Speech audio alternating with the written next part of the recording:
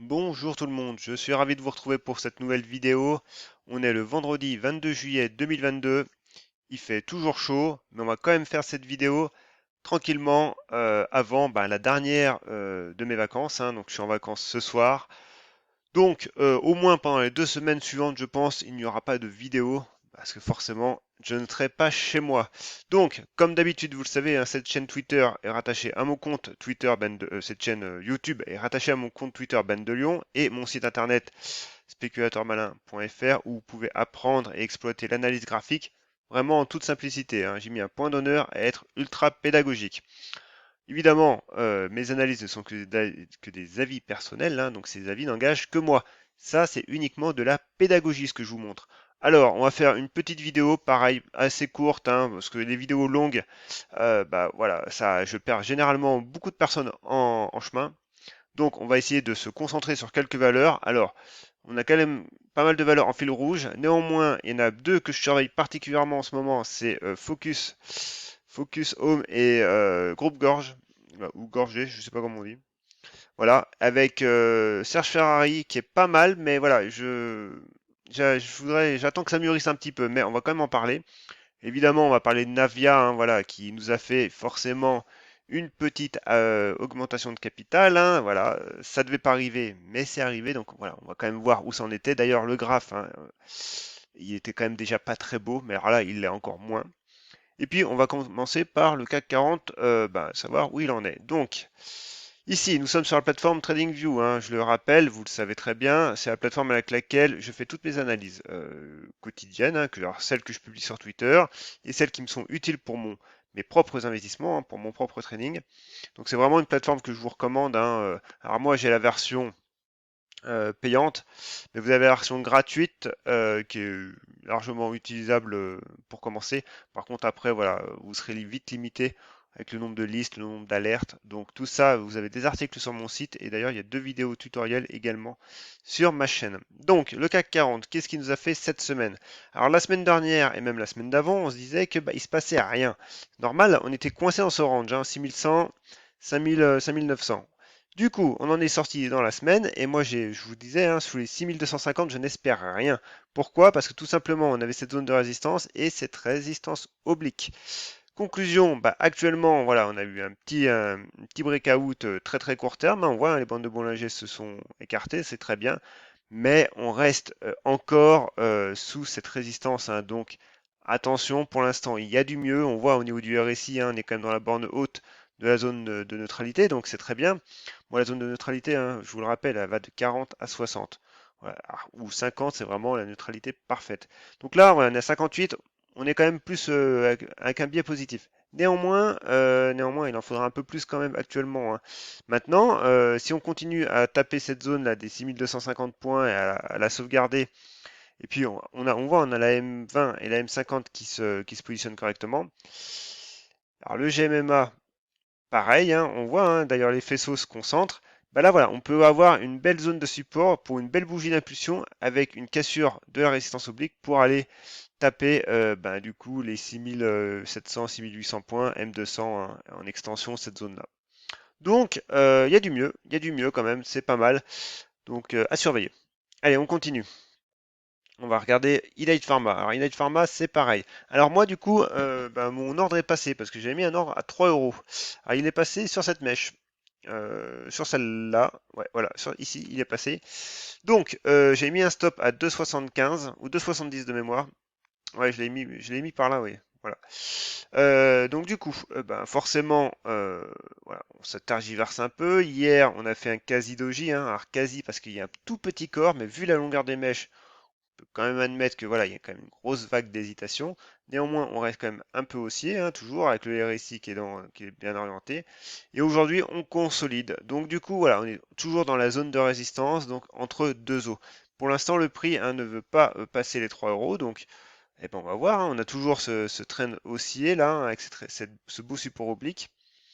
Et puis, alors du coup, je voulais chercher, toc toc toc, voilà, je voulais tracer un canal haussier. Et voilà, alors mon canal haussier qui est un peu de travers. Donc, Voilà, si je réajuste un petit peu. Donc voilà, donc on a un canal qui peut être pas mal. Donc on a une zone de support sur les 2,80 pour aller ensuite taper les 3,25 en premier objectif, court terme. Ensuite, on continue. Médian technologie, pas grand chose pour elle. Tout simplement, voilà, elle a préservé ses 10,50.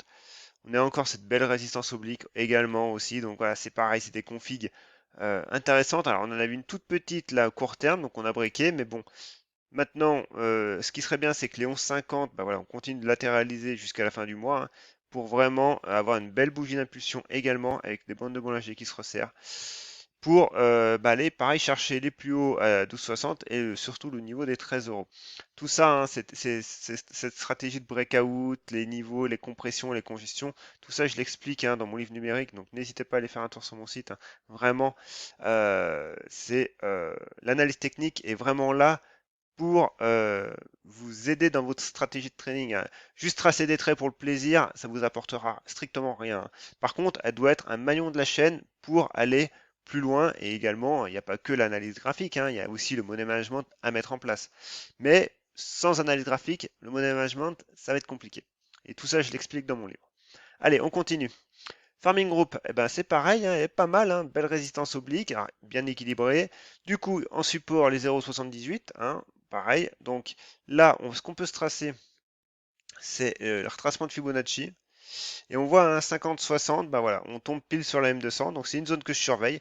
Si jamais on tient cette M200 et qu'on continue à congestionner, hein, et ben voilà, on pourrait avoir un nouveau pivot qui prend forme et c'est un pivot que je surveille particulièrement parce que il se produit actuellement sur le groupe Gorgé et c'est potentiellement intéressant. Allez, on continue. Eurobio, ben, pas grand-chose. Eurobio, elle est sur un support, hein, elle est 21, 20,50 là. Zone à tenir évidemment. Pourquoi? Parce qu'on a M200, M50, bande de Bollinger inférieure. Neutre actuellement. Voilà, on est neutre actuellement. Maintenant, si on casse ça, on sera plus neutre, hein. On ira rejoindre le bas du range à 17 euros. Alnov, du coup, oui, je l'ai laissé dans ma liste, mais bon, pas grand chose à dire, hein, voilà, hein. Ça a cassé, ça a breaké, du coup, c'est baissier. Allez, ça dégage. Du coup, ensuite, Lexibook. Alors, Lexibook, valeur que je suis de loin, mais néanmoins, actuellement, elle revient sur une zone de support moyen terme, donc à surveiller. Mais c'est pareil, pour l'instant, il y a encore du chemin à faire avant qu'elle soit intéressante à mes yeux. Donc, on a une zone de résistance ici déjà. Donc, voilà, actuellement, on tente de préserver le support des 3 euros, le niveau des 3 euros. C'est bien. Maintenant, elle peut très bien revenir jusque sur ces niveaux-là, hein. Il n'y a pas de souci. Mais il faudra qu'elle latéralise de nouveau. Donc on n'y est pas encore, mais voilà, je l'ai dans ma watchlist parce que c'est une valeur qui est au niveau fondamental qui est pas mal. Donc je la garde.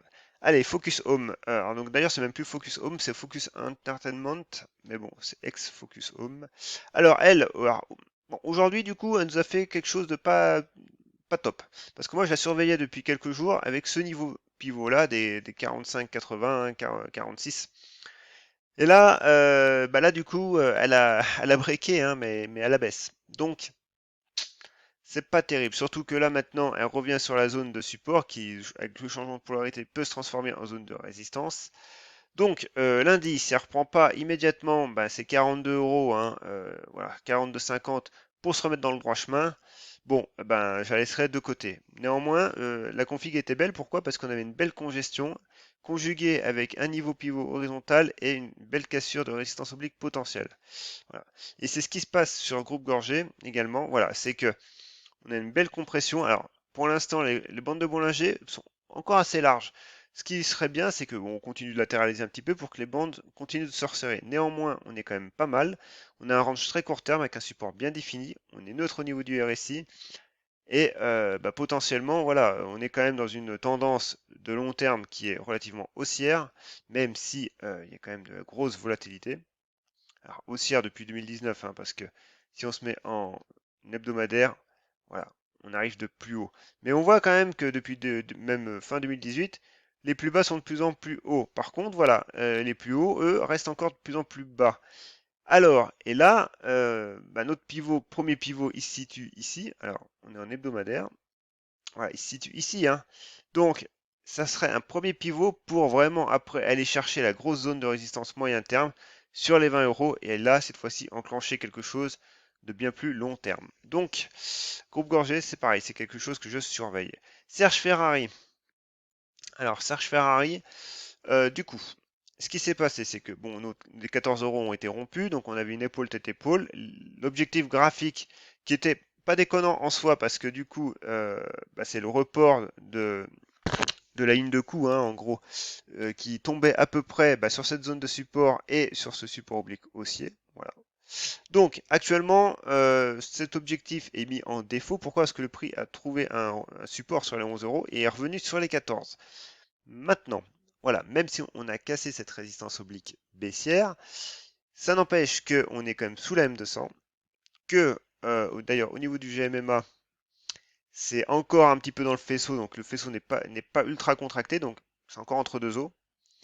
Et surtout, changement de polarité oblige, attention, il ne faut pas qu'on ait un échec brutal ici sur les 14, qui nous renverrait d'ailleurs, voilà, retester les 11, voire les 9. Donc, elle est intéressante pour moi. Si maintenant, à partir de maintenant, alors si on part tout droit, tant mieux pour ceux qui sont déjà en position, mais pour moi qui la surveille, j'aimerais qu'on latéralise un petit peu, qu'on définisse une nouvelle zone de support plus court terme, hein, donc pourquoi pas celle-là, hein, les 12,80, qui est, qui serait pas mal, voire hein, un peu plus bas, hein, 12 euros. Néanmoins, voilà, une congestion, une belle congestion pour que on ait vraiment que visuellement, voilà, on soit assis sur quelque chose de solide.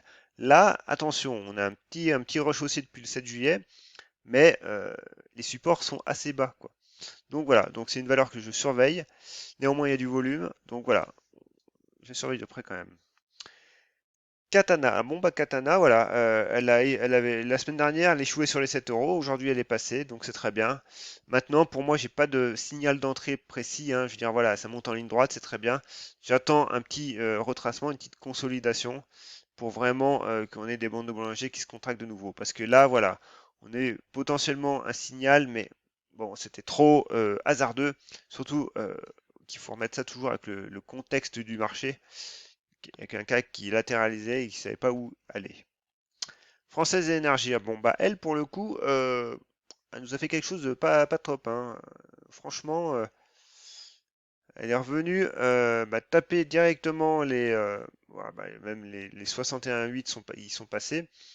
Donc du coup, voilà, elle a annulé son breakout. Donc là pour le coup, pour l'instant en l'état, on va laisser le prix mûrir et se stabiliser. Donc elle va sortir de ma liste, voilà. Guillemot, toujours une valeur que je surveille, pareil, hein, belle cassure de résistance oblique. Donc moi j'ai toujours une position hein, sur elle, donc une position long terme, donc je la touche pas. Du coup, voilà, on avait potentiellement un niveau d'entrée hein, sur les 12,30, mais sous la M200 et dans un range, donc bon, j'attends encore un petit peu que voilà, les bandes de Bollinger sont assez larges. Donc on peut très bien remonter à 13 euros, hein, sans souci, hein. Maintenant, voilà, je voudrais quelque chose qui, pareil, avec une congestion qui se mette un peu plus en place, plus, voilà, il faut que ça saute aux yeux. Et là, actuellement, pour moi, ça saute pas aux yeux. Navia. Alors, le feuilleton Navia. Donc Navia, tout d'abord, bon, elle a annoncé une augmentation de capital. Ils avaient dit il n'y en aurait pas, qu'ils avaient assez de trésorerie. Bon, fatalement, voilà, il y en a une qui est arrivée. Donc, déjà, première chose, le graphe de Navia, quand même, faut, même s'ils ont annoncé l'augmentation de capital hier, le graphe de Navia est quand même moche depuis un bon moment, déjà. Donc, quand je vois ceux qui écrivent qu'il faut faire, qu'on fait all-in sur Navia, non. Là, clairement, arrêtez la bourse, arrêtez l'investissement, c'est pas pour vous. Ou alors formez-vous, mais drastiquement. Déjà, lisez mon livre numérique, hein. Franchement, vous aurez toutes les bases. En 2 heures de lecture, 3 heures de lecture, vous aurez déjà toutes les bases. Et ça vous empêchera de faire des conneries, mais immenses. Donc, déjà, pareil sur Twitter, le FOMO, le Fear of Missing Out, ça veut dire la peur de passer à côté de l'opportunité du siècle. Il est très puissant, hein, ce FOMO sur Twitter, donc il y a forcément deux trois influenceurs qui ont vraiment bataillé, hein, donc bon, je vais pas les nommer, hein, mais voilà, vous saurez très bien qui c'est. Et clairement, non. Je veux dire, voilà, fondamentalement, la boîte, voilà, elle engrange des commandes, des partenariats, ok, mais il n'y a pas de cash qui tombe non plus. Donc encore une fois, elle est pionnière dans les navettes autonomes, c'est très bien, mais les pionniers, généralement, c'est pas les leaders de demain. Tout bêtement, moi je pense à Arcos. Arcos a été les premiers à avoir des tablettes numériques, bien avant Apple. Arcos actuellement on n'entend plus parler. Donc voilà, donc c'est pas parce que les navettes autonomes sont bah, peut-être vouées à un futur succès, on n'en sait rien, et encore on n'en sait rien, mais c'est pas obligé que ce soit tout à fait, que ce soit complètement Navia, quoi, hein. Navia peut passer à côté, peut fusionner, peut disparaître, et un autre peut prendre la place, tout simplement. Donc évidemment, ben, ils ont besoin de cash, ils ont besoin d'argent pour développer leur programme, ce qui est normal, hein, mais forcément au niveau du cours, ben c'est moche, hein, c'est très très moche. Donc là, ben, les 0,50 ont été cassés, hein, les plus bas historiques, donc graphiquement il n'y a plus rien à dire. Voilà, hein, depuis que les 1 euro avaient été cassés, de toute façon il n'y a plus rien à dire. Donc c'est malheureux pour ceux qui sont en position, hein, clairement, hein, là-dessus, bon, je peux qu'être désolé, hein, mais graphiquement, apprenez au minimum l'analyse graphique et vous verrez que bah, il y a des niveaux à préserver, des niveaux où qu'il ne faut pas casser, sinon ça doit vous mettre des grosses alertes. Et là, les niveaux, il y en a eu déjà plusieurs, hein. Il y a eu à ce premier niveau des 1,60 hein, qu'on avait parlé déjà dans les vidéos, hein, on en a déjà parlé. Les 1 euro, on en a parlé et reparlé. Et voilà, je veux dire, du coup, bah, ça continue, quoi. Donc, voilà, apprenez l'analyse graphique. C'est pas la peine de devenir un cador, hein. Tout simplement, maîtrisez les bases. Et vous ferez déjà un immense pas. Allez, la dernière, Reward Media. Bon, ben elle, déjà, voilà, un graphe, même si c'est très volatile quand même, encore une fois, c'est quand même haussier sur le long terme. Et là, c'est pareil, hein, on est en journalier, donc, eh ben, même si elle est sortie de son canal haussier court terme, bon, bah, du coup, maintenant, elle latéralise et les 7 euros sont toujours quand même en résistance, mais sous pression. Voilà. Donc, pour l'instant, on la surveille. Et ce qui est une bonne chose qui se passe, c'est que les bandes de ORG se contractent sûrement, mais tranquillement, mais sûrement. Donc voilà, allez, petite vidéo, j'espère qu'elle vous a plu. N'hésitez pas à mettre un petit pouce, un commentaire, c'est très très important pour moi et surtout pour YouTube, hein, il n'y a pas de mystère, c'est important pour YouTube. Donc n'hésitez pas à mettre un petit commentaire, à vous abonner à la chaîne hein, également, hein, si vous voulez me suivre au fil des semaines et des mois. Hein. Je publie une semaine, une vidéo par semaine, donc euh, bah, allez-y. Et puis mon site internet, évidemment, pour vous former à l'analyse graphique. Et sincèrement, faites-le. Voilà, allez, sur ce, bon week-end et bonnes vacances également. Et à la prochaine.